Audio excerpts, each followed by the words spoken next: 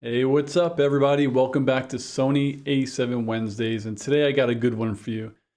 When I first got my Sony a7 III, one of the first things that I did was change where the autofocus button was.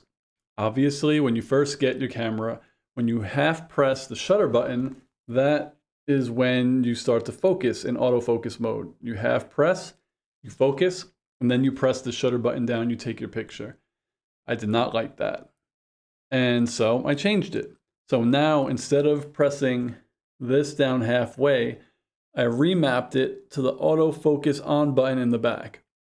So now when I take a picture, I focus with my thumb and I just use the shutter button to take the pictures. And I'll dip into the settings and show you how to move that feature. So let's get into the Sony a7 III settings right now. Come on. Now that we're in the settings again, we'll stay on tab 1 and we will go to page 6 of 14. So let's go to page 6. The first thing you need to do is go to autofocus with shutter and turn it off. Now when you half press the shutter button, it will no longer focus. The second thing you have to do is just go to tab 2 and go to page 8 of 9. So tab 2, page 8 of 9. And then we're going to go to the custom keys. And I'm going to do a video on all of the custom keys, but for today, we'll just click into custom key. Then you want to go to page 3 and the auto focus on button and add AF on to that selection. So you'll just scroll through. Once you find AF on, click it. And now that means when you press the AF on button, you can focus with your thumb behind the camera and just use the shutter button to take the picture.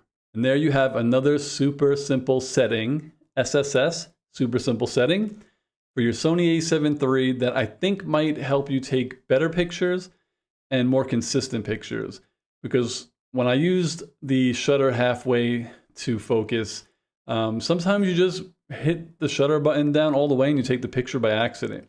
So much easier once you get the hang of it to hold your camera, focus with your thumb, and then just use the shutter button to take the picture. And that's pretty much it.